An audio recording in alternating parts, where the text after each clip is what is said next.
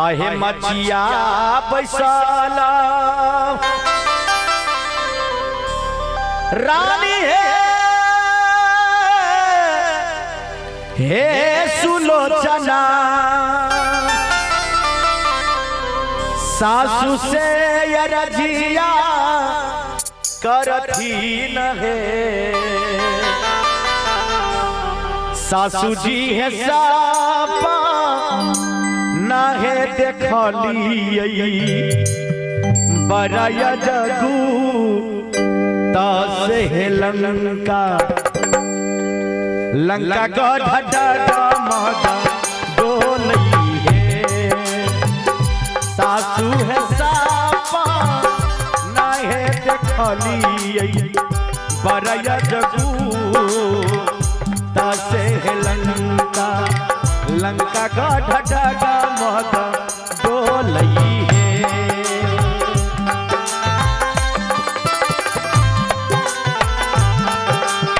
हरा हरा बहुत बहुत दानी की जय हो।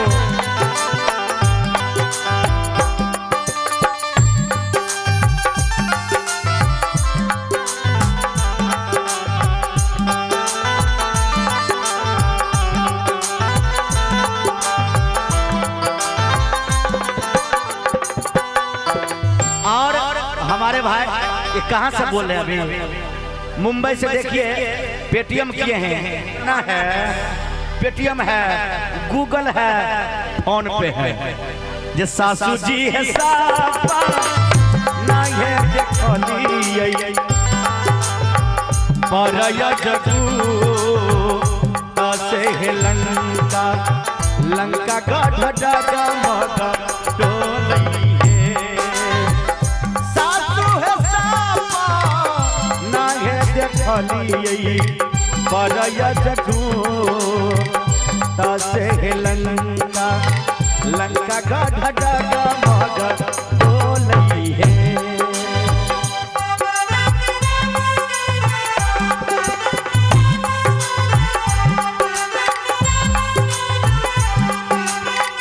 जय हो।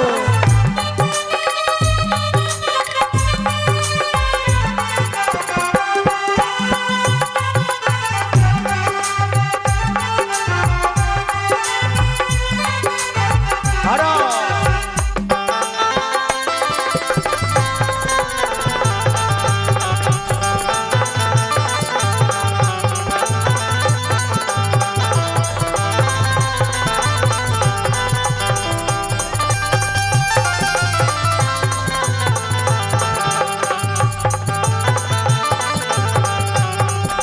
वाह भैया वाह भैया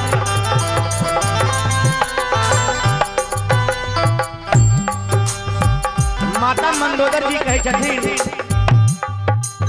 जे हे कन्या हे दुल्हे सपना में की देखली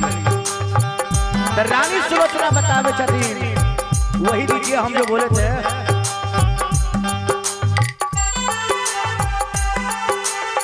तो रानी सुलोचना बतावे छथिन जे हे सासू माँ से तू है बांधा बांधत दे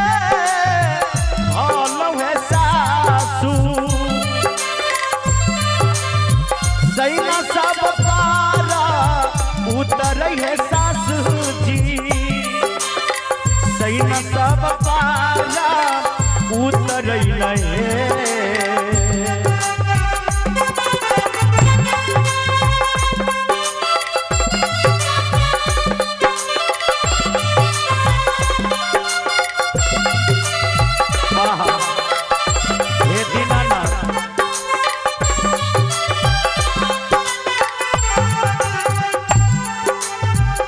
से तू है बांधा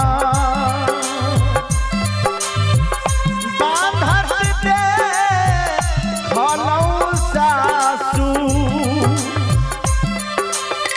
सैना सब पारा उतर है सासू जी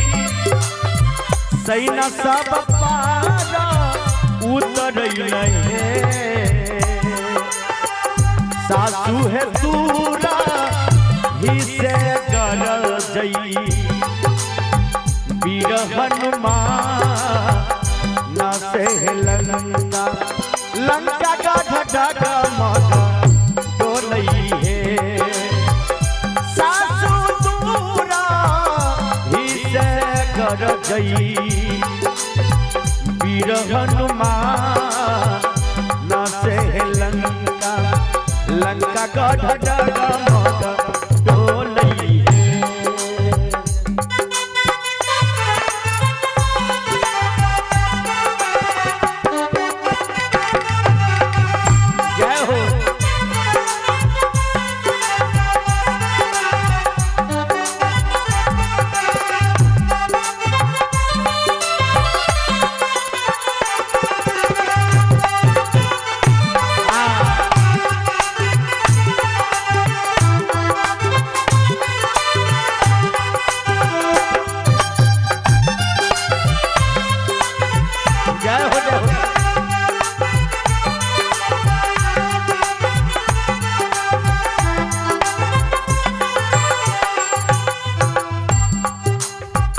माता मंदोदर जी कही छथिन कन्या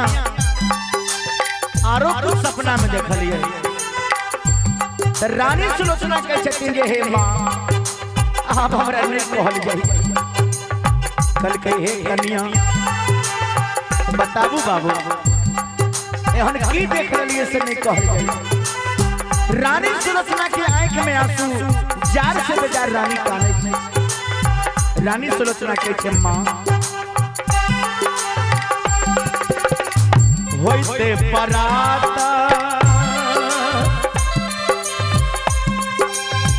युद्ध है भारी है सासू स्वामी हमर मारला जैतै बलमुआ पिया हमर मारला जैतै सजनामा राजा हमर मारला जैतै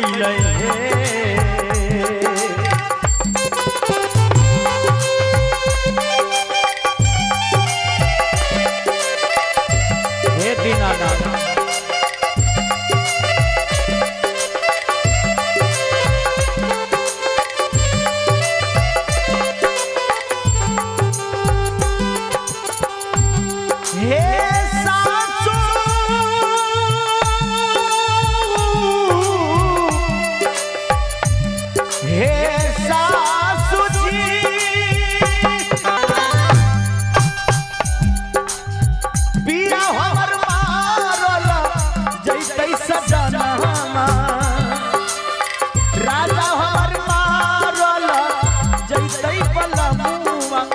स्वामी हमर मारल जैतै जे होते परात स्वामी हमर मारल जैते है सासू जी जे सासू जी है राजा कर रही है राजा राजा विभीषण से लंका लंका का ढाका मगा डोलई है सासू है राजा करतई राजा राजा विभीषण से लंका लंका का ढाका मगा डोलई है तुलसीदास